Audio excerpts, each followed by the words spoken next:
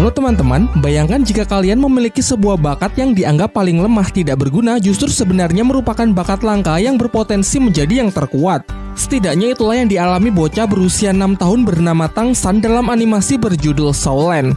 Versi live actionnya pernah dibahas di channel ini beberapa bulan yang lalu dan banyak yang request untuk sekalian dibahas juga versi donghuanya yang dikatakan masih jauh lebih seru. Pada awalnya saya menolak karena berpikir pasti akan membosankan karena ya plot ceritanya pasti sama saja. Namun setelah kemarin saya maraton seriesnya yang masih berlanjut, ternyata memang banyak hal menarik yang dibuat berbeda dari versi live actionnya. Baiklah, tanpa berlama-lama kita akan membahas plot ceritanya terlebih dahulu. Tetapi meski series ini sudah dirilis lebih dari 3 tahun yang lalu, saya akan tetap memberi peringatan keras spoiler warning bagi kalian yang belum pernah menontonnya. Jadi ceritanya gini. Diceritakan ratusan tahun silam ada seorang pemuda jenius dan sangat berbakat bernama Tangsan. Di usianya yang masih tergolong muda, ia telah berhasil menguasai berbagai macam teknik bela diri tingkat tinggi, beberapa di antaranya adalah mata iblis ungu dan teknik tangan besi. Namun pada suatu hari ia melanggar hukum sektenya dengan menyelinap ke perpustakaan rahasia dan mempelajari teknik terlarang. Alhasil ketika ia ketahuan, ia pun dikejar habis-habisan oleh para tetua sekte yang ingin membunuhnya.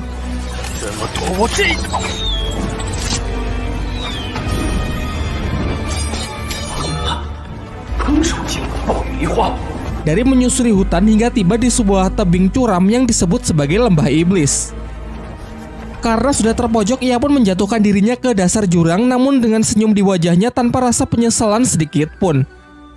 Akan tetapi sesaat setelah kejadian itu, tiba-tiba ia terbangun di tubuh anak kecil berusia 6 tahun yang menandakan kalau kini ia telah terlahir kembali di suatu daerah yang disebut dataran dahulu. Tangsan kecil tinggal di sebuah desa bernama Desa Roh Mulia bersama sang ayah seorang pandai besi yang terlihat kusam dan suka mabuk-mabukan. Dalam kesehariannya, Tangsanlah yang bertindak mengurus rumah serta menyiapkan makanan. Diceritakan bahwa anak-anak yang sudah menginjak usia 6 tahun akan dikumpulkan oleh sang kepala desa untuk menguji apakah mereka memiliki kekuatan roh pelindung atau tidak.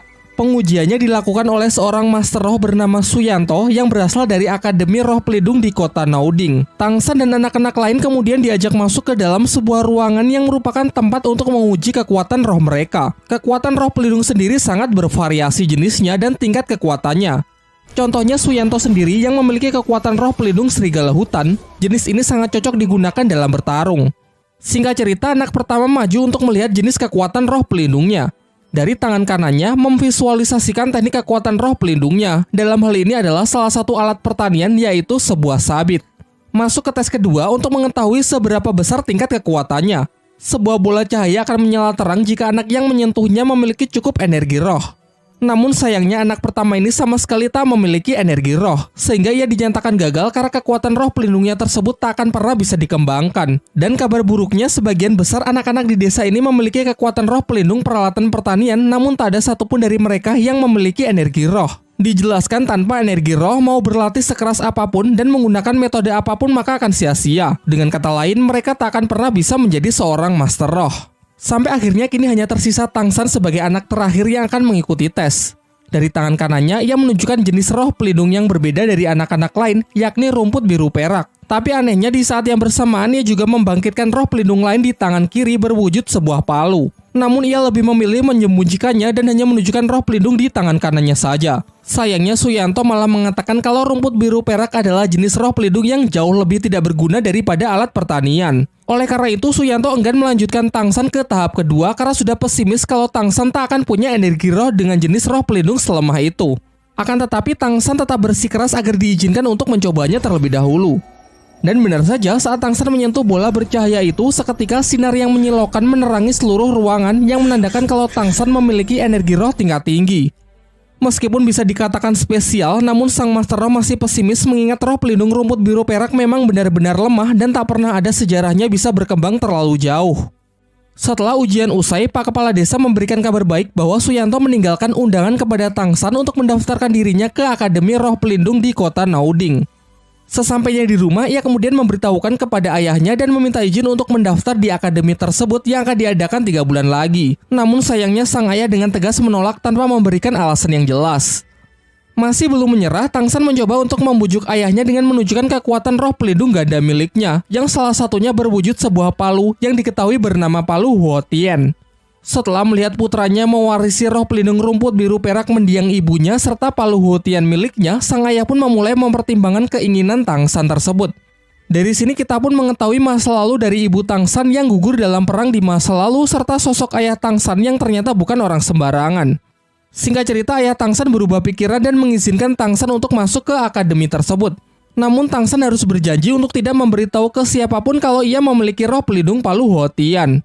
Singkat cerita, 3 bulan telah berlalu. Tang San dengan ditemani Pak Kepala Desa pergi ke kota Nauding untuk mendaftarkan dirinya ke akademi tersebut. Di saat yang bersamaan terlihat juga seorang gadis kecil pemilik roh pelindung kelinci merah muda bernama Xiao Wu yang juga hendak ikut mendaftar.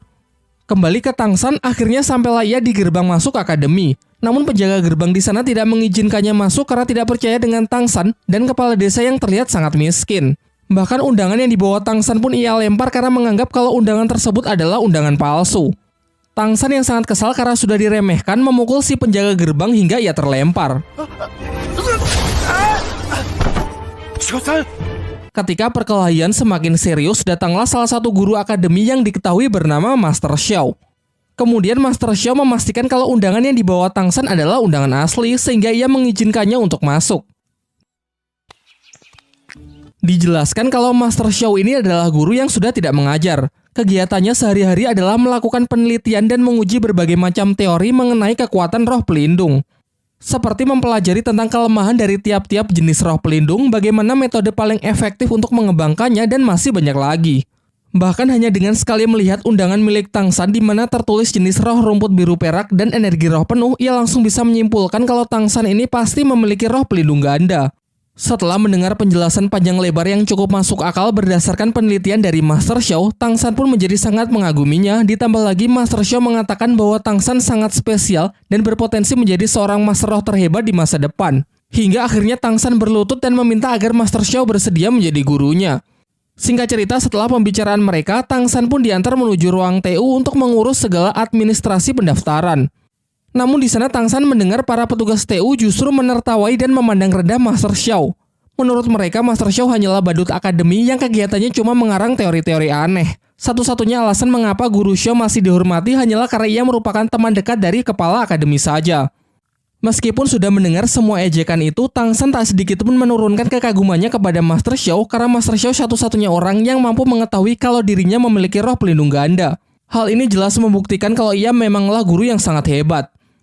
Sesampainya ia di asrama, Tang San langsung mendapatkan serangan dari seorang anak bernama Waseng, ketua dari asrama laki-laki di kamar 7.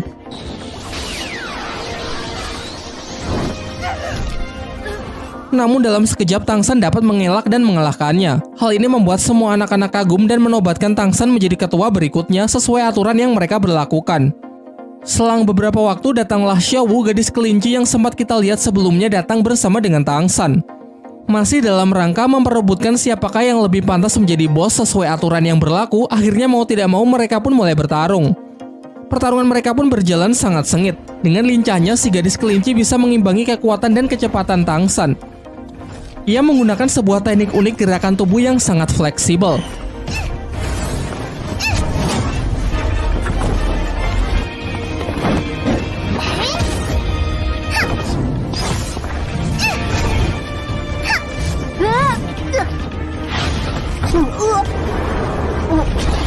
Dalam pertarungan singkat itu, Tang San pun dibuat kalah telak dengan catatan ia masih belum mengeluarkan seluruh kemampuannya. Tetapi itu saja sudah cukup membuatnya sangat terkesan, mengingat teknik unik yang bahkan belum pernah ia lihat di kehidupannya di masa lalu. Dengan kemenangannya ini, Xiao Wu pun menjadi bos baru.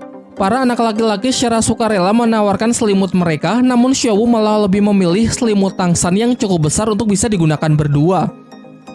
Ketika mereka pergi ke kantin, beberapa anak lain mengajak kelompok Waseng.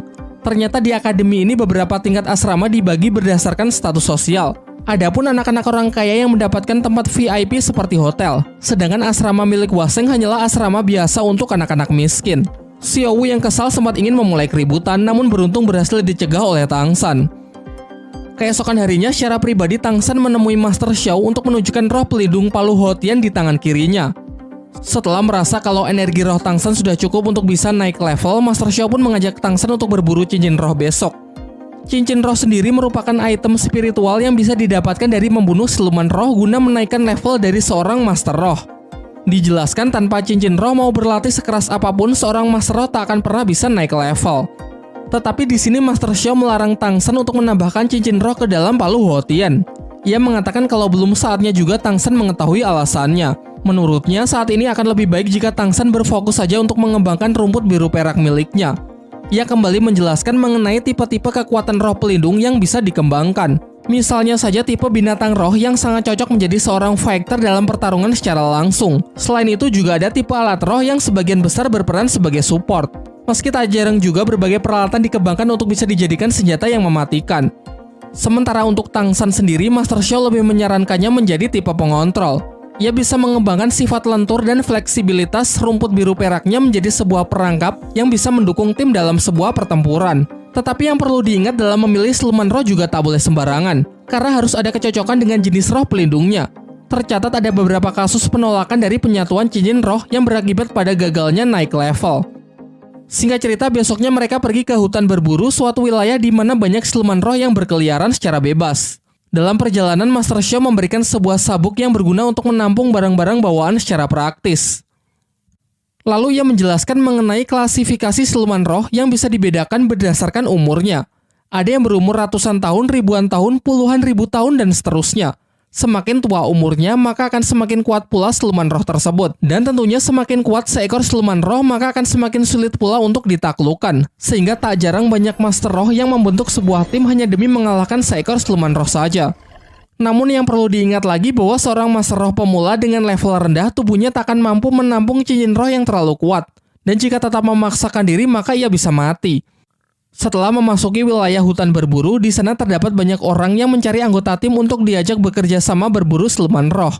Namun Master Xiao menyarankan agar tidak mempercayai siapapun di tempat seperti ini, apalagi dengan orang yang baru dikenal.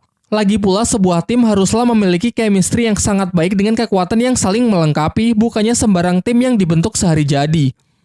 Hutan berburu merupakan suatu tempat yang sangat dijaga ketat, sehingga jika ingin masuk harus memiliki ID card sebagai tanda kalau mereka memiliki izin untuk berburu. ID card sendiri memiliki 6 tingkatan yang ditunjukkan secara jelas dari simbol-simbol yang terukir. Simbol-simbol tersebut mewakili ke-6 Master Roh legendaris.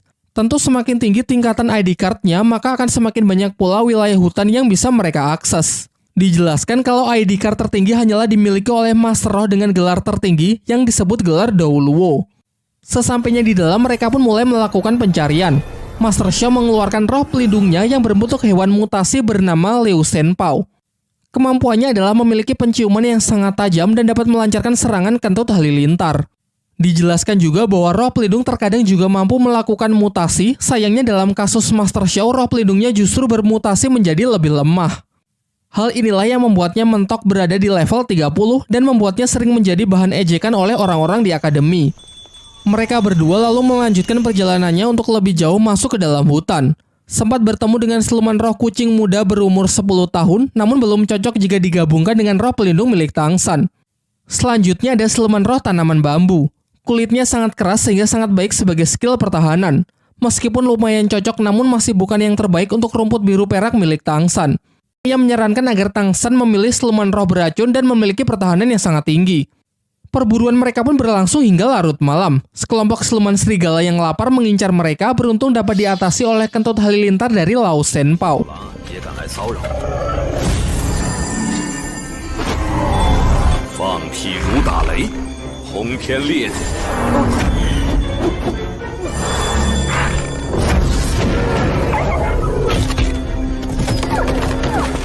Namun hal ini justru memicu makhluk yang jauh lebih mengerikan untuk datang karena tergiur aroma darah yang berceceran.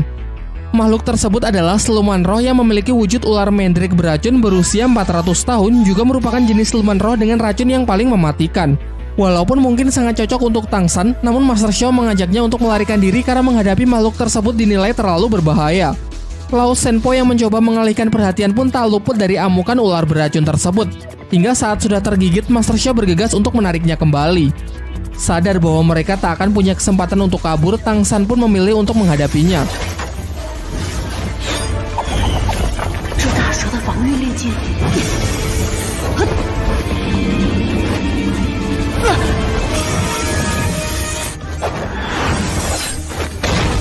Setelah melewati pertempuran yang sangat sengit, ia pun berhasil membunuh si ular Mandrake dengan menusukkan pisaunya tepat ke rahang makhluk tersebut.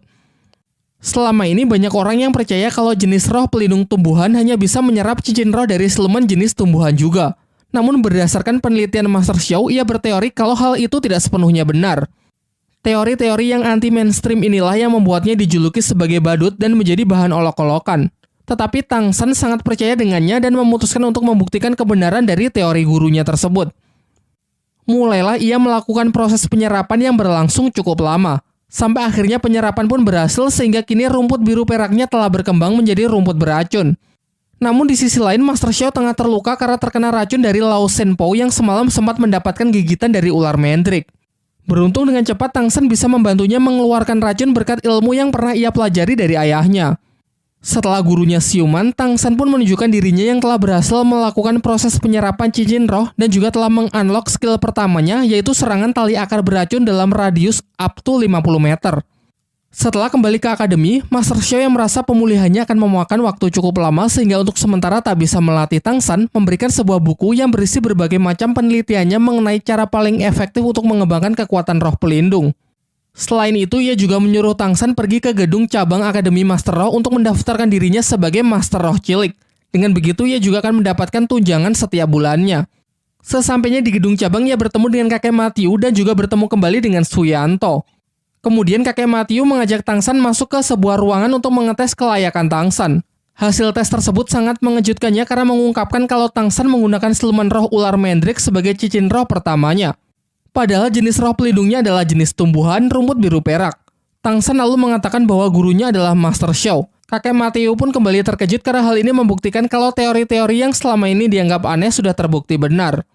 Dalam perjalanan kembali ke akademi, Tang San melihat orang-orang pandai besi sedang melakukan pekerjaannya yang membuat dirinya tertarik untuk bergabung. Berniat menjadikannya sebagai pekerjaan paruh waktu, ia pun lalu menunjukkan keahlian menempa besinya yang dulu pernah ia pelajari dari sang ayah. Di sisi yang lain terlihat ayah Tang San yang ternyata secara diam-diam selalu mengawasi putranya tersebut. Ia lalu pergi menemui Master Xiao dan memintanya untuk mengambil tanggung jawab menjaga dan menjadi guru pembimbing dari Tang San karena ia akan pergi dalam waktu yang cukup lama demi menyelesaikan sebuah misi rahasia. Dari sini terungkap bahwa ayah Tang San bernama Tang Hao, seorang Master Roh legendaris pemegang gelar Dao Luo yang dijuluki sebagai Master Hou Tian. Sebelum pergi, ia memberikan ID card kekuasaan mutlak kepada Master Xiao yang mungkin nanti bisa berguna. Singkat cerita, 1 tahun pun telah berlalu. Bersama dengan Xiao, ia telah menyelesaikan tahun pertamanya di Akademi Roh. Pada libur tahunan, ia mengajak Xiao mengunjungi rumahnya, namun rumahnya kosong dan terlihat sangat kotor. Kepala desa lalu menjelaskan bahwa sudah sangat lama ayah Tang San pergi meninggalkan desa. Ia menitipkan selembar surat yang berisi kalau ayahnya akan pergi dalam waktu yang sangat lama untuk mengemban suatu misi yang selama ini tertunda. Ia berjanji jika nanti Tang San sudah berhasil menjadi Master Roh yang terhebat, maka pasti mereka akan bertemu kembali. Tang San pun menjadi sangat sedih karena kini ia merasa sudah tidak punya siapa-siapa lagi. Bernasib sama menjadi sebatang kara, ia lalu meminta Xiao bersedia menjadi adiknya dan berjanji akan selalu melindunginya. Setelah itu, ia juga bertekad akan menjadi Master Roh yang paling kuat demi membuat bangga dan membuktikannya kepada sang ayah. Berlatar waktu 5 tahun pasca Tang San berpisah dengan sang ayah bersama adik angkatnya Xiao, kini Tang San remaja telah lulus dari Akademi Naoding sehingga perlu mendaftar ke akademi yang memiliki jenjang lebih tinggi. Begitu banyak pilihan akademi yang bisa mereka masuki, namun Master Xiao menyarankan agar mereka bergabung dengan sebuah akademi bernama Akademi Sri Lanka. Di tengah perjalanan mereka memutuskan untuk singgah di sebuah hotel yang ternyata cuma tersisa 1 kamar. Sebelum Tang San dan Xiao sempat check-in, seorang pria playboy datang dan menyela ingin mendahului Tang San mengambil kamar terakhir tersebut. Diketahui pria ini bernama Dai Mubai. Tang San yang tidak terima karena merasa telah pesan terlebih dahulu membuat suasana semakin memanas dan akhirnya terjadilah pertarungan untuk memperebutkan kamar tersebut.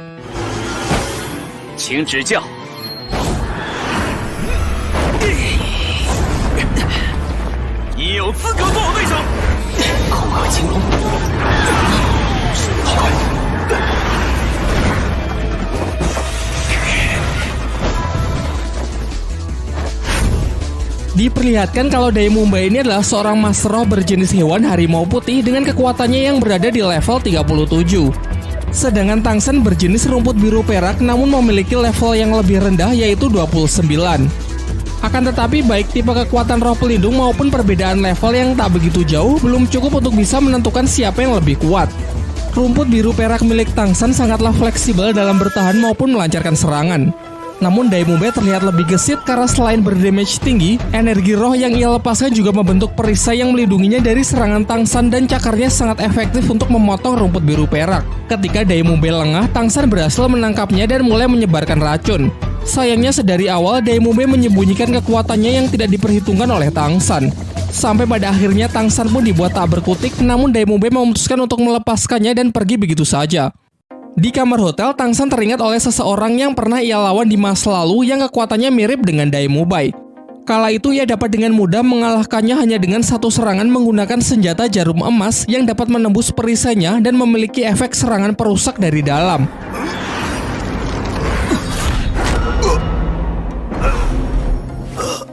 Besoknya Tangsan mengajak Xiao berkeliling untuk mencari material dari senjata rahasianya. Sampailah mereka ke sebuah toko barang antik dan di sana Tangsan melihat bongkahan batu yang istimewa. Si pemilik toko pada awalnya mempermainkan Tangsan dengan memberikan harga yang sangat mahal. Namun setelah ia tahu kalau Tangsan adalah murid dari Master Xiao dengan melihat sabuk hitam yang Tangsan kenakan, ia pun bersedia memberikan batu tersebut secara cuma-cuma. Sekembalinya ke kamar hotel, Tangsan lalu menghancurkan batu tersebut dan membentuknya menjadi beberapa jarum emas lalu menunjukkan sebuah teknik mematikan persis seperti ingatan dari masa lalunya. 我还是没明白，蜷缩起来会有什么效果？ Singkat cerita, bersama Xiao ia telah sampai di tempat pendaftaran Akademi Sri Lanka. Di sana banyak para pendaftar yang tidak diterima karena pemilik akademi hanya menerima orang dengan level kekuatan di atas 21 atau yang ia sebut dengan istilah pemilik kekuatan monster. Diperlihatkan Dai Mumbai yang ternyata merupakan murid senior di Akademi Sri Lanka. Ia menunjukkan kekuatannya yang seketika membuat para pendaftar menjadi pesimis. Tak lama setelah itu datanglah seorang gadis bernama Ning Rongrong yang langsung diterima karena ia telah mencapai level 26 dan berasal dari klan ternama yakni klan Cahaya Kibau. Sebuah klan yang dikatakan memiliki jenis roh pelindung tipe support terkuat di dunia dahulu. Sampai giliran Tangsan dan Xiao, mereka juga diterima dan lolos di tahap pertama setelah menunjukkan kalau mereka telah mencapai level 29.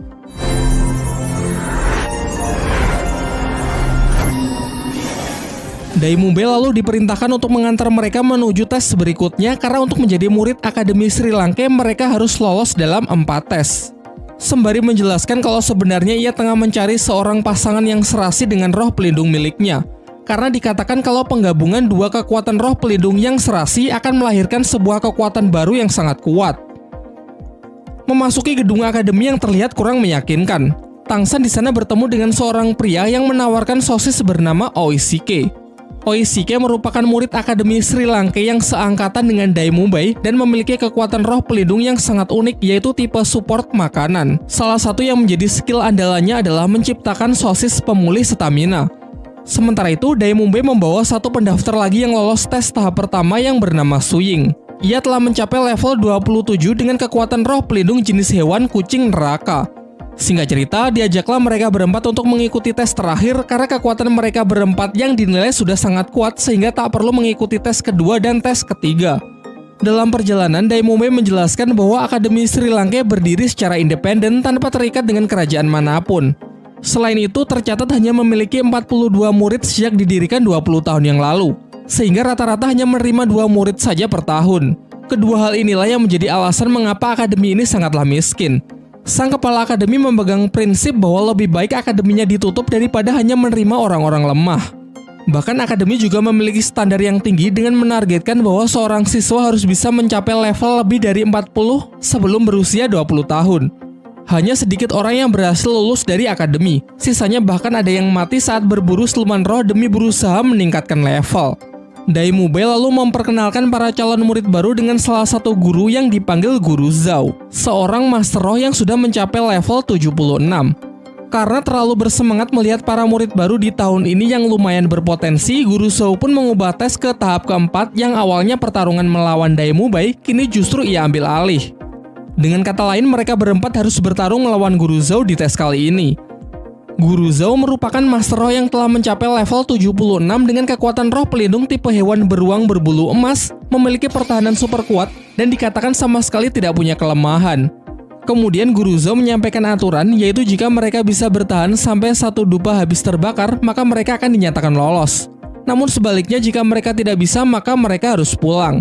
Ia lalu memberikan waktu kepada Tang San dan yang lainnya untuk saling bekerja sama dan berdiskusi sebelum pertarungan dimulai. Tang San pun menginisiasi untuk membuat rencana kerjasama, dimulai dari memperkenalkan kekuatan mereka masing-masing. Su Ying memiliki roh pelindung bernama kucing neraka bertipe assassin yang mengandalkan kecepatan tinggi. Sedangkan Ning Rongrong adalah tipe support yang memiliki roh pelindung berwujud pagoda cahaya 7 bintang. Dua skillnya yaitu memberikan buff kecepatan dan kekuatan 30% kepada target yang ia kehendaki. Setelah formasi terbentuk, pertarungan pun dimulai.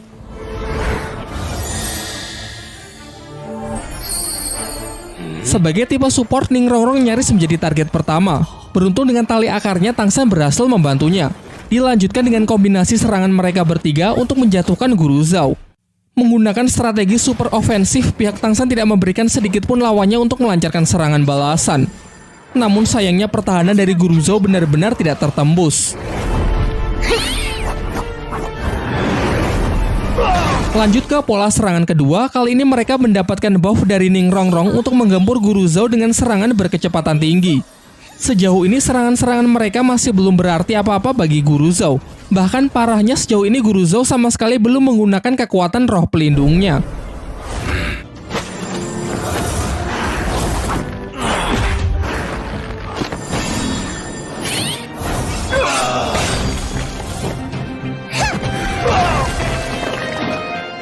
是辅助系第一武魂，流星人锤，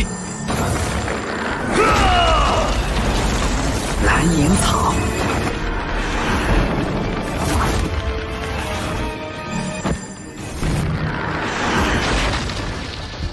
Fatality.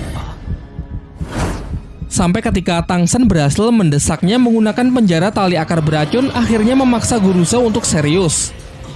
Ia pun menunjukkan kekuatan roh pelindungnya yang sontak membuat keadaan menjadi berbalik. Pihak Tang San yang sudah mengeluarkan seluruh tenaganya kini benar-benar tak sanggup lagi berdiri. Akan tetapi saat melihat Shou terluka akibat melindunginya, ia merasa telah menjadi kakak yang tidak berguna. Lantas ia pun emosi dan mencoba melawan seorang diri dengan menggabungkan teknik mata rahasia, telapak tangan besi dengan kemampuan rumput biru peraknya.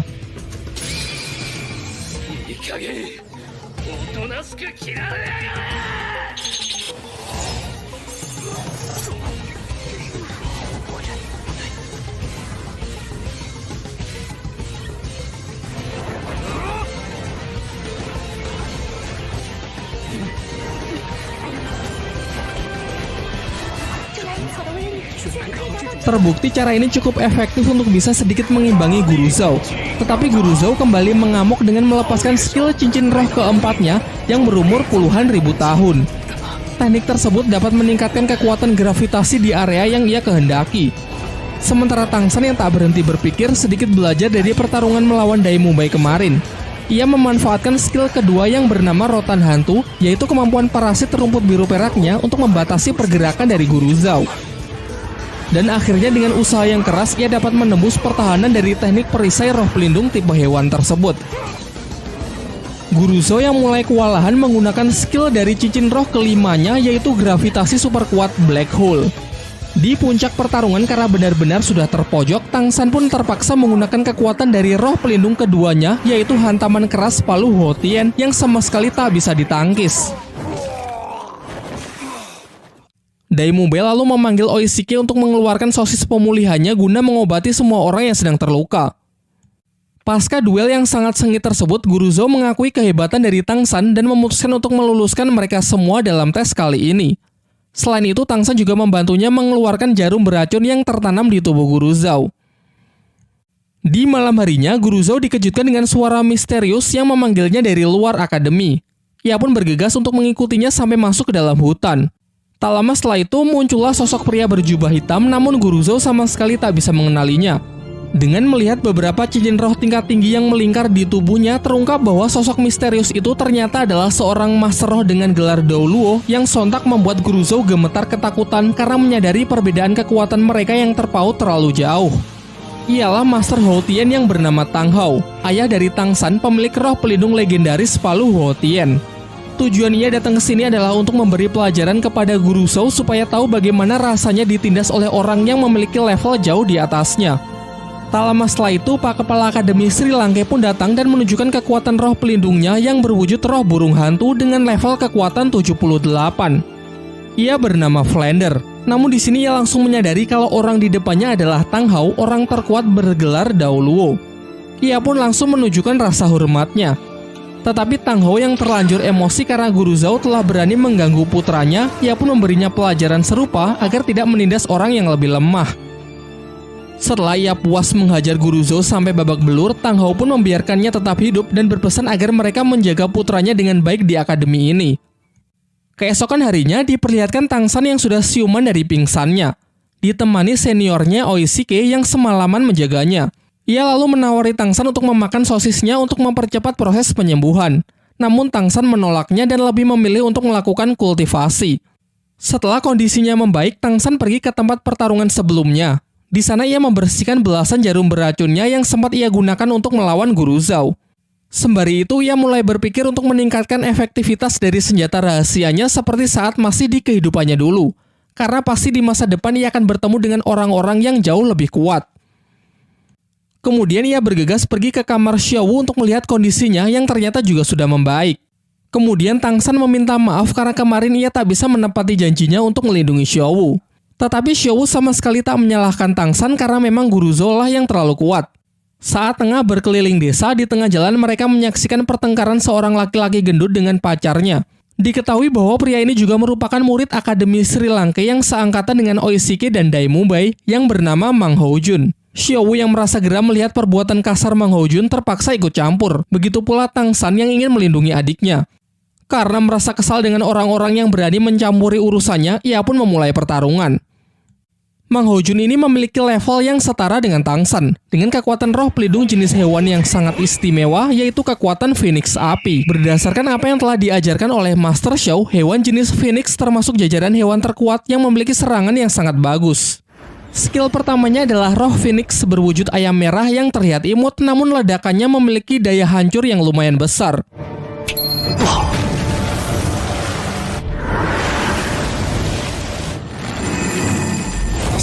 Dalam upayanya, Tang San mencoba menangkap Mang Houjun menggunakan tali akarnya. Namun tidak berhasil karena jenis roh pelindung tumbuhan ternyata sangat lemah jika harus berhadapan dengan tipe elemen api. Sampai akhirnya mengandalkan kelincahan dan paras imutnya membuat Mang Houjun lengah sehingga Xiaowu berhasil mendaratkan pukulannya kepada Mang Houjun. Untung saja sebelum pertarungan semakin serius, Dai Mubai datang untuk memisahkan mereka. Saat suasana sudah tenang, Dai Mubai lalu menjelaskan bahwa Akademi Sri Lanka di tahun ini hanya memiliki 3 murid, yaitu dirinya, Oishike, dan Mang Houjun. Kemudian ia juga menjelaskan kalau kekuatan roh pelindung milik Mang Houjun mengalami mutasi. Dari yang awalnya hanya burung biasa, bermutasi menjadi Phoenix Api dengan kekuatan elemen api yang sangat kuat. Namun bisa dikatakan kalau mutasi tersebut tidaklah sempurna karena memiliki efek samping, yaitu akan membuatnya cepat emosi dan kehilangan kendali atas dirinya sendiri. Saat hal itu terjadi, ia bisa membakar apapun yang berada di dekatnya. Singkat cerita, semua murid, baik senior maupun para murid baru dikumpulkan untuk bertemu Kepala Akademi Sri Lanka yang bernama Flander, yang juga merupakan pendiri dari akademi ini. Dalam sambutannya, ia mengucapkan selamat kepada para murid baru yang mulai sekarang akan menjadi bagian dari Akademi Sri Lanka. Kemudian ia memerintahkan Oishike dan Ning Rongrong untuk berlari mengelilingi desa sebanyak 20 putaran. Sementara Dai Mubai dan Mang Houjun ditugaskan untuk menyampaikan segala aturan akademi kepada para murid baru. Namun sebelum itu, Flander mengajak Tang San bicara 4 mata untuk menanyakan bagaimanakah kabar dari Master Xiao. Lalu Tang San memberikan surat dari Master Xiao yang dititipkan kepadanya sebelum berangkat. Entah apa isi surat tersebut, yang pasti hal itu membuat Flander merasa sangat gembira. Sementara itu, kita diperlihatkan kerajaan klan Qibao yang juga merupakan tempat asal dari Ning Rongrong. Terlihat di sana ada ayah Ning Rongrong yang bernama Feng Zi. tengah mendapatkan laporan dari seorang pendekar pedang bernama Jiansu mengenai Ning Rongrong yang telah melarikan diri dan memilih bergabung dengan Akademi Sri Lanka. Sang ayah cukup merasa lega setelah tahu bahwa Akademi Sri Lanka adalah akademi yang cukup baik. Namun Jiansu yang merupakan paman dari Ning Rongrong merasa sedikit cemas dan ingin memastikannya sendiri. Kembali ke Akademi Sri Lanka, semua murid kembali dikumpulkan termasuk Ning Rongrong dan Oishike yang telah menyelesaikan lari 20 putarannya. Di sini Flander menanyakan kepada mereka apakah mereka berdua telah menyelesaikan tugas yang ia berikan. Dengan ekspresi ragu, Oishike pun mengiyakan pertanyaan tersebut. Namun Flander tahu kalau Oishike telah berbohong dengan mencoba melindungi Ning Rongrong. Ternyata ia sendiri diam-diam telah mengawasi mereka. Oishike memang telah menyelesaikan 20 putarannya. Namun Ning Rongrong baru 1 putaran malah pergi jalan-jalan ke kota untuk makan-makan. Hal ini jelas membuat Flander sangat marah karena Ning Rongrong telah melanggar peraturan akademi di hari pertamanya. Ia kemudian memberinya 2 pilihan. Ingin pergi dari akademi atau meminta maaf dan berjanji tak akan mengulanginya lagi. Akan tetapi dengan nada yang angkuh, Ning Rongrong malah mengatakan bahwa Akademi Sri Lanka hanyalah akademi kecil dan Flander bukanlah siapa-siapa. Menurutnya dengan statusnya sebagai anggota klan Cahaya Kibau, ialah yang terkuat di antara murid-murid lain. Kemudian Flander kembali mempertegas bahwa Dai Mumbai, Mang Hojun, Suying, Xiao, dan Tangsan masih jauh lebih kuat darinya dari segi kekuatan tempur. Sementara Oishike terlahir dengan bakat yang luar biasa dengan roh pelindung tipe support yang sangat istimewa. Mendengar hal itu membuat Ning Rongrong menangis dan berlari meninggalkan mereka. Flander kemudian menyuruh Oishike untuk pergi menenangkan Ning Rongrong karena tujuan ia sebenarnya hanya untuk memberinya pelajaran tanpa ada maksud untuk mengusirnya. Singkat cerita, pada malam harinya, sebagai latihan pertama para murid diajak pergi ke kota untuk mengikuti sebuah turnamen. Turnamen tersebut adalah sebuah ajang pertarungan para master roh yang mungkin memiliki level di atas mereka. Sebuah latihan yang sangat bagus untuk memberikan pengalaman bertarung yang sesungguhnya. Dalam arena pertarungan, 1 kemenangan akan memberikan 1 poin, 1 kekalahan pengurangan 1 poin, dan jika berhasil mengumpulkan 100 poin, maka baru akan mendapatkan lencana tembaga. Flander berpesan agar para siswa mendapatkan minimal lencana perak sebelum kelulusan akademi. Kemudian ia memerintahkan Dai Mumbai untuk mengantar mereka melakukan pendaftaran. Dai Mumbai menambahkan bahwa terdapat 8 lencana dari yang terendah sampai yang tertinggi, yaitu lencana besi, lencana tembaga, lencana perak, lencana emas, lencana ungu, lencana permata, lencana rubi, dan lencana berlian. Pada awalnya Xiao menganggap mudah tantangan tersebut karena lencana perak hanya berada di urutan ketiga. Namun Dai Mumbai membantah hal tersebut karena sejak dulu saat ia masih berada di level 29 sampai sekarang, tercatat ia hanya menang sebanyak 29 kali dan kalah 27 kali. Jadi selama ini ia hanya berhasil mengumpulkan total 2 poin saja. Di tempat ini banyak jenis pertarungan yang bisa dipilih, seperti pertarungan 1 lawan 1, 2 lawan 2, maupun 3 lawan 3. Selain mendaftar dalam pertarungan 1 lawan 1, bersama Xiao, Tangsan membentuk tim 2 orang untuk mengikuti pertarungan 2 lawan 2. Singkat cerita, setelah mendaftar, Xiao menjadi yang pertama kali maju melawan seorang pria besar berotot yang sepertinya sangat kuat. Jelas pada awalnya dengan tubuhnya yang mungil, semua penonton meremehkannya. Namun Xiao di luar dugaan ternyata dengan mudah bisa mengalahkan lawannya tersebut.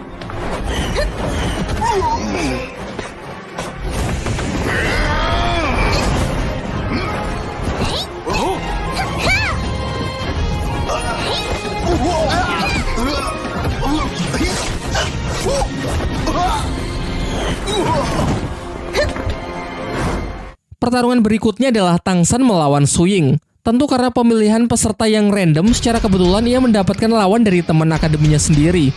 Setelah wasit memberikan aba-aba, Tangsan pun langsung menyerang menggunakan rumput biru peraknya untuk berusaha menangkap Suying. Akan tetapi Suying yang basically adalah petarung yang sangat mengandalkan kecepatan, bisa dengan mudah menghindari satu persatu kejaran tali akar milik Tangsan. Di beberapa kesempatan, Suying juga berusaha mencari celah untuk mendekati Tangsan. Sementara menanggapi hal itu, Tangsan masih bisa bertahan menggunakan mata iblis ungu guna mengimbangi kecepatan dari Suying. Masih terus berupaya menjaga jarak, ia mulai mengubah pola serangannya dengan menciptakan sebuah sangkar untuk mengatasi pergerakan Suying yang begitu cepat. Sayangnya Suying tak memperhitungkan bahwa ini bukan sekedar sangkar yang digunakan untuk membatasinya, melainkan upaya Tangsan untuk memperluas jangkauan serangan agar ia bisa melancarkan serangan dari udara. Alhasil Suying pun tak cukup kuat untuk bisa meloloskan diri sehingga Tangsanlah yang keluar sebagai pemenangnya. Pertarungan selanjutnya adalah pertarungan 2 lawan 2 antara tim Wusan, Xiao Tangsan melawan tim Besi Darah, yaitu 2 pria bersaudara dengan masing-masing senjata palu besar. Dengan chemistry yang bagus, Xiao maju sebagai penyerang sementara Tang San bertugas melindunginya dan berusaha mengontrol jalannya pertarungan. Namun jelas tak semudah itu. Menurut Tang San, serangan palu mereka mirip dengan miliknya, hanya saja tidak lebih kuat tetapi pergerakan ayunannya yang jauh lebih cepat, yang bahkan tak sanggup ia tahan menggunakan rumput biru peraknya.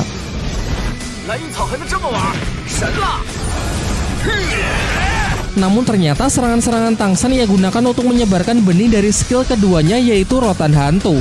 Tumbuhan parasit tersebut dapat mengikat lawan dan menyebarkan racun untuk membatasi pergerakan mereka. Pertarungan masih berlanjut. Secara kompak mereka menggunakan skill ketiganya, yaitu lemparan palu kembar yang dapat melacak dan mengejar targetnya. Tang San yang berusaha menyelamatkan Xiao tak cukup kuat sehingga ia terpental jatuh. Hal ini membuat Xiao sangat emosi dan langsung menyerang mereka dengan senjata jarum rahasia yang bisa membunuh lawannya dalam sekejap. Namun Tang San justru menghalau serangan mematikan tersebut karena bagaimanapun juga ini hanyalah sebuah pertandingan. Mengingat tenaga yang sudah terkuras habis ditambah racun Tang San yang semakin menyebar ke seluruh tubuh, mereka pun mengaku kalah sehingga dengan ini Tang San pun mendapatkan kemenangan keduanya. Sekembalinya ke akademi, Dai Mumbe terlibat cekcok dengan putri klan Cahaya Kibau yakni Ning Rongrong. Terdengar sikap angkuh Ning Rongrong yang terus-menerus memprovokasinya dan merendahkan Akademi Sri Lanka. Hal ini membuat Dai Mumbe sangat kesal dan emosi sehingga ia terpaksa menggunakan cara kekerasan tanpa memperdulikan status Ning Rongrong. Beruntung seketika itu juga Tang San datang dan berhasil menenangkannya. Namun kejadian itu tak membuat Ning Rongrong jerah dan justru meminta Tang San agar membantunya menghabisi Dai Mumbe dengan imbalan 100.000 koin emas. Jelas Tang San menolaknya. Ia menjelaskan bahwa tak semua masalah bisa diselesaikan dengan uang dan kekuatan. Ia pun menyarankan agar Ning Rongrong keluar saja dari akademi karena menurutnya tempat ini sama sekali tidak cocok untuk Ning Rongrong. Bahkan Oishiki yang jelas-jelas menyukai Ning Rongrong pun juga berpikiran sama. Ia lantas menyarankan supaya Ning Rongrong pergi karena mustahil di sini ia bisa mendapatkan teman dengan sikap yang sedemikian angkuh. Keesokan harinya semua murid kembali dikumpulkan untuk menerima latihan. Namun Oishiki yang datang terlambat memasang wajah yang begitu gembira karena ternyata pagi ini ia telah mencapai level 30. Semuanya pun mengucapkan selamat. Pak Kepala Akademi Flander memerintahkan semua murid besok pergi ke hutan Shindu, versi lain dari hutan berburu, untuk membantu mencarikan cincin siluman roh ketiga untuk Oishiki di bawah bimbingan dari Guru Zhao. Masih nyambung dengan Oishiki, latihan hari ini adalah memakan sosis penambah stamina dari skill roh pelindung milik Oishiki dengan alasan agar tubuh mereka bisa terbiasa dan beradaptasi saat nanti berada di medan pertempuran yang sesungguhnya. Diperlihatkan semuanya merasa jijik dan tidak menyukainya. Namun di luar dugaan, Ning Rongrong secara sukarela maju untuk menjadi murid pertama yang akan melakukannya. Ternyata ucapan dari Tang San dan Oishiki sebelumnya cukup membuatnya merenung semalaman dan menyesali sikap angkuhnya selama ini. Besoknya, Guru Zhao menghampiri semua murid yang sudah menunggunya untuk pergi ke hutan Shindu dalam rangka mencarikan cincin siluman roh ketiga untuk Oishiki.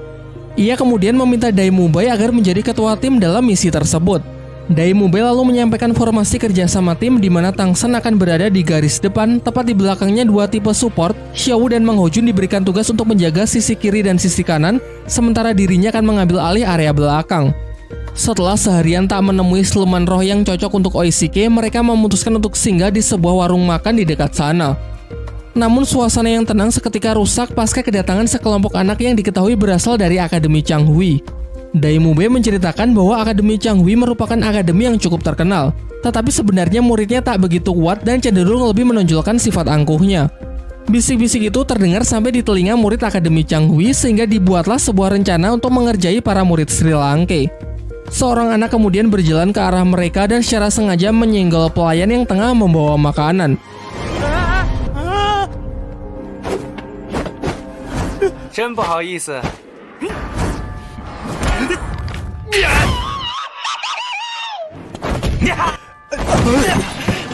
Menyaksikan hal itu, semua murid pun dibuat emosi dan menanyakan mereka ini sebenarnya berasal dari akademi mana. Namun Dai Mumbe justru meledek mereka dengan mengatakan bahwa kalian tidak layak untuk mengetahuinya.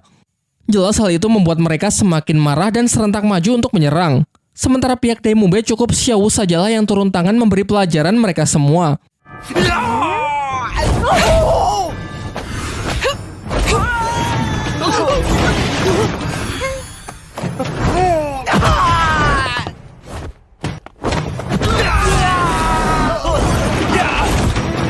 Perseteruan yang semakin memanas memaksa guru dari Akademi Changhui untuk turun tangan. Dia adalah seorang master roh pemilik kekuatan roh pelindung jenis hewan penyu hitam yang telah mencapai level 50. Ia kemudian menanyakan di manakah guru mereka.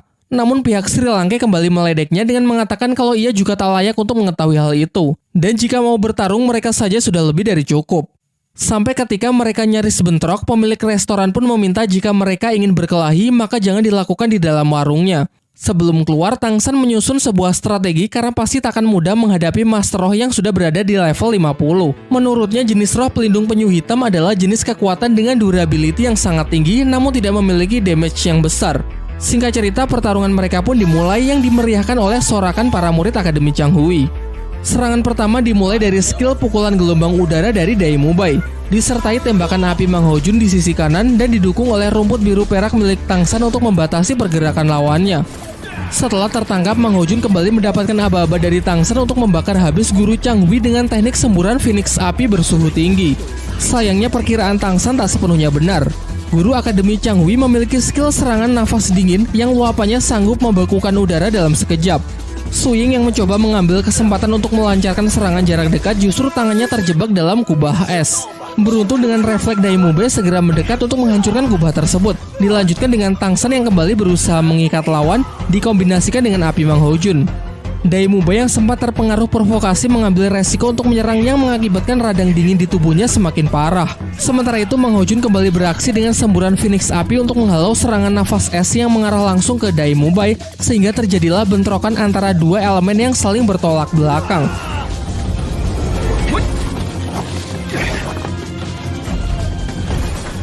Saat pertarungan telah mencapai puncaknya, Guru Zhao datang menyela dan menyuruh semua siswanya agar segera kembali ke penginapan. Namun guru Akademi Changhui yang masih tak terima meminta para murid Sri Lanka untuk meminta maaf karena telah merendahkan akademinya. Akan tetapi Guru Zhao mengatakan bahwa tak perlu ada yang meminta maaf. Ia malah mempertegas bahwa Akademi Changhui memanglah akademi yang cukup terkenal, namun keangkuhannya hanya bisa menindas orang-orang yang lebih lemah saja. Pertarungan pun kembali dilanjutkan dengan Guru Zhao yang menggantikan para murid Akademi Sri Lanka.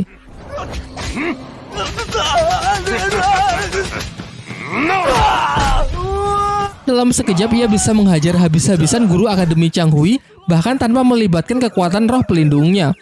Setelah pertarungan itu, Guru Zhao kembali menemui para muridnya dan mengatakan bahwa nanti ia akan memberikan latihan spesial untuk menghadapi sampah seperti itu.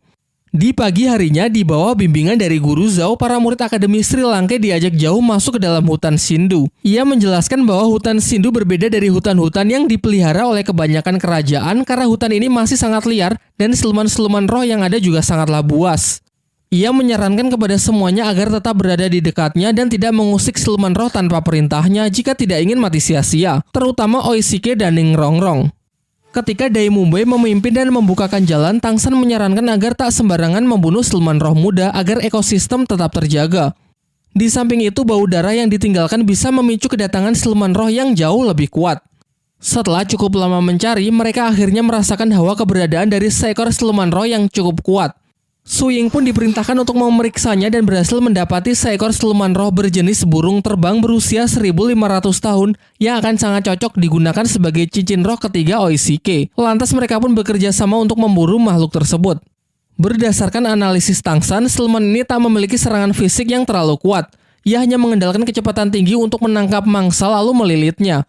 Cara paling efektif untuk memburunya adalah dengan menekannya menggunakan Phoenix api Mang Hojun, sementara yang lain bersiap untuk menutup jalan agar siluman tidak bisa melarikan diri. Guru Zhao lalu menyerahkan tim di bawah kepemimpinan Tang San karena luasnya pengetahuan mengenai kekuatan dan kelemahan siluman roh. Perburuan berlangsung cukup sengit. Su Ying dan Dai Mubai yang diperkuat dengan skill Ning Rongrong berhasil menekan siluman roh tersebut. Siluman yang ingin melarikan diri melalui jalur udara pun juga berhasil dicegah oleh Tang San menggunakan sangkar tumbuhan yang sangat besar. Namun saat Oishike hendak mengeksekusinya, ular itu melepaskan serangan yang beruntung berhasil dibelokkan oleh Tang San. Setelah jatuh ke darat, langsung disambut oleh sambaran api Mang Hojun dilanjutkan dengan serangan beruntun dari Guru Zhao yang mampu melumpuhkannya.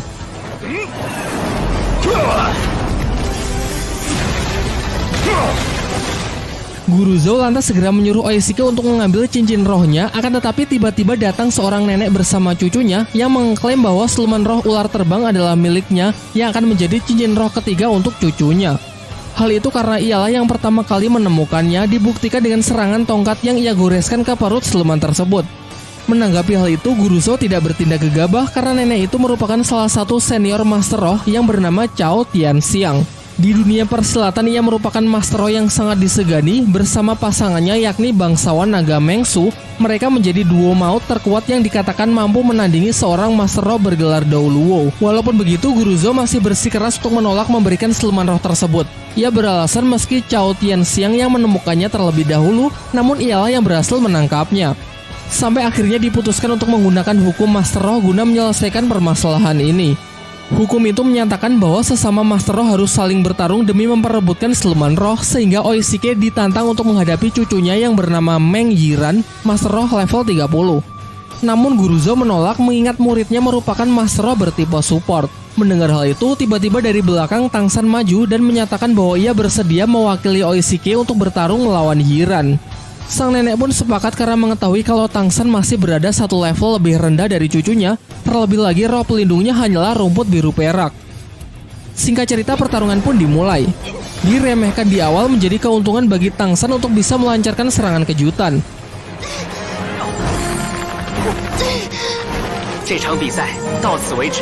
Namun Yiran ternyata juga tidak selemah itu. Berkat roh pelindung ularnya, ia dengan mudah bisa meloloskan diri dari perangkap tali akar milik Tang San. Bahkan racun pelumpuh yang ia gunakan juga sama sekali tak berpengaruh karena basically kekuatan ular milik Yiran juga beracun. Merupakan sebuah cara yang sangat efektif untuk melawan racun dengan racun. Menggunakan senjata tombak beracun, ia kemudian melancarkan serangan balasan. Tidak begitu cepat namun cukup merepotkan karena jumlahnya yang lumayan banyak. Tang San pun berusaha mendekat dan berhasil menghentikan serangan tersebut yang dikendalikan oleh tongkat ular milik Yiran. Mulailah mereka membenturkan energi roh yang saling berusaha menekan satu sama lain. Setelah cukup lama saling menekan, pertarungan itu pun akhirnya dimenangkan oleh Tang San sehingga hak milik atas siluman roh ular terbang kini diserahkan kepada Oishike. Oishike lalu segera mengeksekusi siluman roh tersebut dan mulai proses kultivasi untuk mendapatkan cincin roh ketiganya. Di sisi lain, Tang San yang kehabisan tenaga pasca pertarungannya dengan Yiran juga berkultivasi untuk memulihkan kekuatannya. Singkat cerita, Oishike telah selesai dengan proses penyerapannya dan telah berhasil memperoleh cincin ketiga serta meng-unlock skill baru, yaitu sosis terbang. Barang siapa yang memakan sosis tersebut, maka akan bisa terbang selama 1 menit dengan kecepatan ular terbang. Ketika Guru Zhou ingin mengajak semuanya untuk kembali ke akademi, tiba-tiba Tang San yang sudah tersadar menyela dan mengatakan kalau kini ia juga telah berhasil mencapai level 30, sehingga sekarang ia juga ingin mencari siluman roh untuk dijadikan cincin ketiganya. Mendengar hal itu, Guru Zhou yang terlihat senang setuju lalu mengajak semuanya untuk mencari tempat yang aman untuk beristirahat terlebih dahulu. Di malam harinya saat tengah beristirahat, mereka membicarakan mengenai siluman roh yang selalu diburu oleh manusia. Guru Zhou mengatakan kalau sekarang semakin sulit mencari cincin roh, padahal dulu di pinggiran hutan saja banyak terdapat siluman roh berusia ribuan tahun. Menanggapi itu, Tang San berpendapat kalau itu semua adalah ulah manusia yang sebenarnya jauh lebih ganas ketimbang siluman roh. Perburuan yang terus dilakukan membuat para siluman roh pasti suatu saat akan mengalami kepunahan. Dan jika siklus ini terus berjalan, maka akan datang suatu hari di mana seorang Master Roh tak akan bisa naik tingkat karena tidak ada lagi cincin roh yang tersedia. Semuanya pun termenung sejenak, termasuk Guru Zhou yang berpikir kalau narasi Tang San memang cukup masuk akal. Di tengah pembicaraan, mereka tiba-tiba diserang oleh seekor siluman roh berjenis kera raksasa yang merupakan raja hutan bagi para siluman roh. Mereka pun sontak dibuat sangat terkejut karena biasanya siluman jenis ini hanya tinggal di hutan terdalam dan sangat jarang keluar. Menurut Tang San, kera raksasa adalah mimpi buruk bagi para Master Roh. Pasalnya kekuatannya yang luar biasa kuat membuat seorang Master Roh bergelar Dou Luo sekalipun belum tentu bisa menandinginya. Dan bahkan dikatakan siluman ini mampu mengalahkan siluman roh jenis lain yang usianya jauh di atasnya. Tak hanya dari segi kekuatan, kecepatan, dan pertahanan, namun ia juga memiliki kecerdasan layaknya manusia. Guru Zhou yang sadar batasannya mencoba melakukan negosiasi karena siluman kera raksasa mengerti bahasa manusia. Ia pun berjanji akan segera pergi dan tak akan berani mengusiknya. Namun ketika menyaksikan kemarahan dari sang raja hutan, Guru Zhou pun segera memerintahkan semua murid untuk pergi terlebih dahulu, sementara ia memasang kuda-kuda untuk bersiap melancarkan serangan.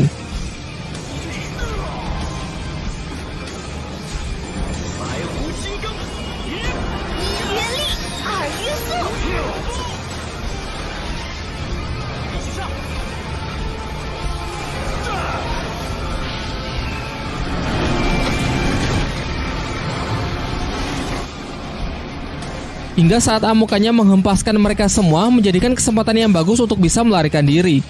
Namun naasnya Xiao berhasil ditangkap oleh siluman tersebut.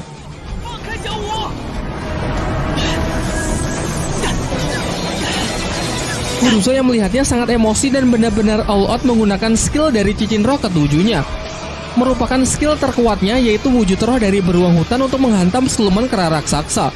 Namun hal itu juga sia-sia. Sementara Tangsan yang berupaya menyelamatkan Xiao berusaha mengejar siluman itu, hasilnya pun sama saja. Ia pun juga tidak bisa berbuat apa-apa.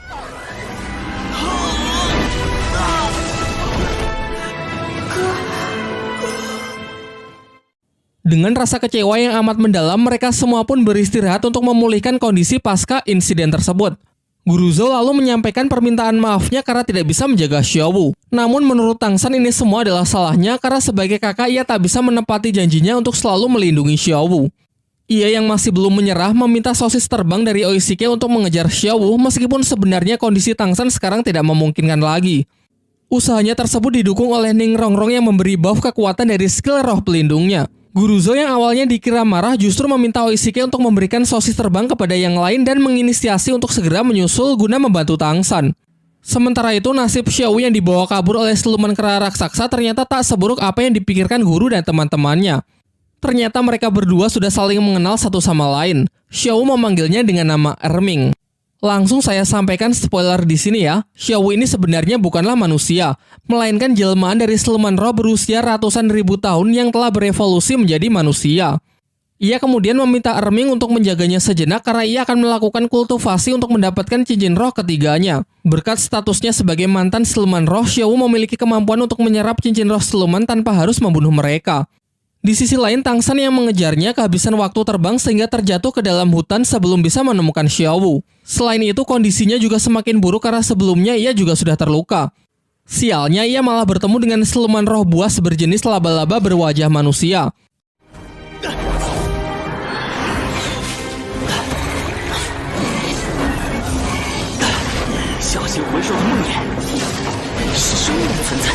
Tangsan pun dibuat sangat kewalahan, karena baik dari kekuatan, kecepatan maupun pertahanan dari siluman tersebut sangatlah kuat. Ditambah lagi makhluk ini memiliki racun yang sangat mematikan. Di tengah pertarungan tersebut, Tangsan teringat ucapan dari Master Xiao bahwa siluman laba-laba berwajah manusia merupakan jenis siluman roh yang akan sangat cocok untuk Tangsan. Namun akan sangat berbahaya mengingat kekuatan serta racun yang mematikan yang dimilikinya.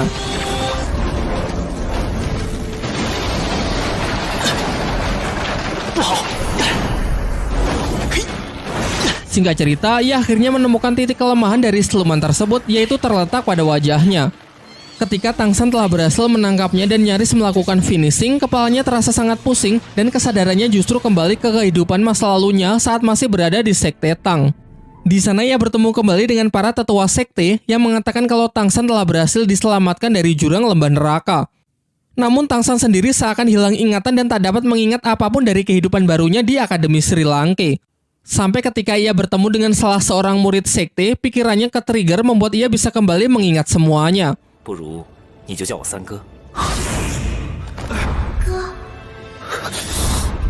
Ia pun lantas bertekad kembali ke kehidupannya di Akademi Sri Lanka karena teringat Xiao yang harus segera diselamatkan.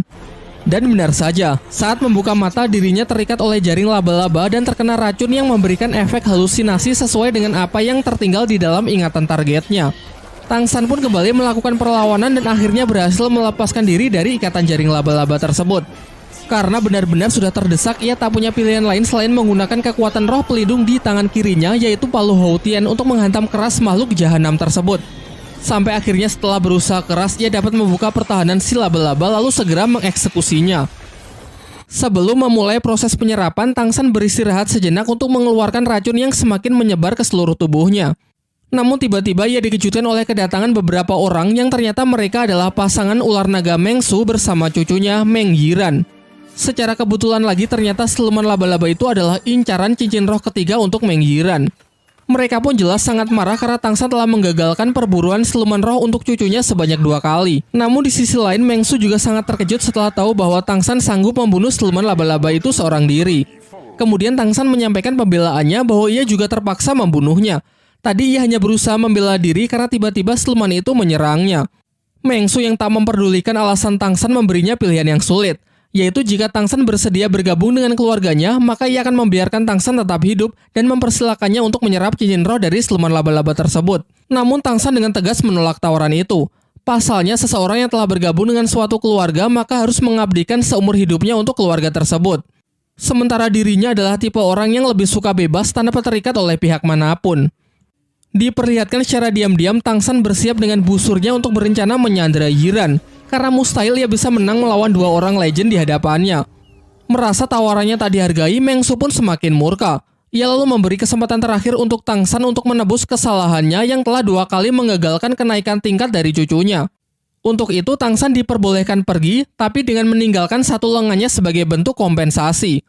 Masih mencoba bernegosiasi, Tangsan mengatakan akan bersedia bergabung dengan keluarga mereka, namun dengan satu syarat, yaitu mereka harus membantunya mengalahkan seekor siluman roh yang telah menculik Xiaowu. Awalnya mereka mengentengkan syarat itu karena mudah baginya kalau hanya membunuh satu siluman saja.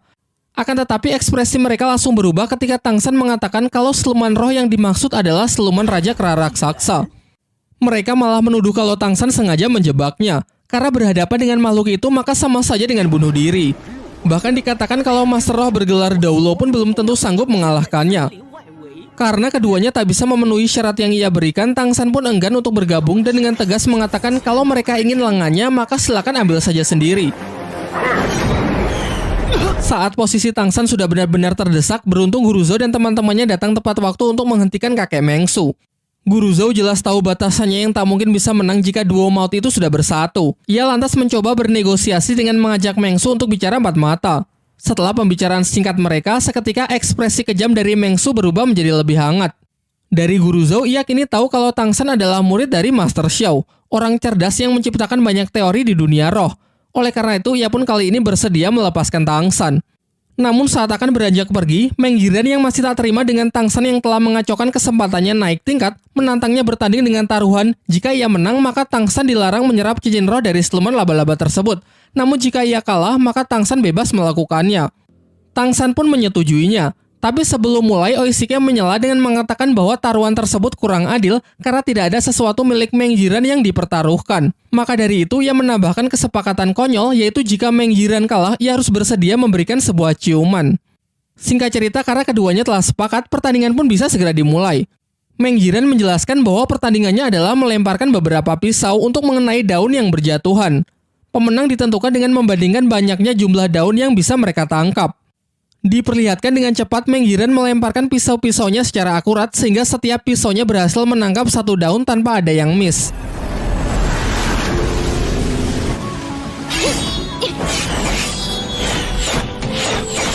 Melihat Tangsan yang sedari tadi tidak bergerak membuat Meng Yiran kebingungan. Namun Tangsan mengatakan kalau ia sudah melakukannya.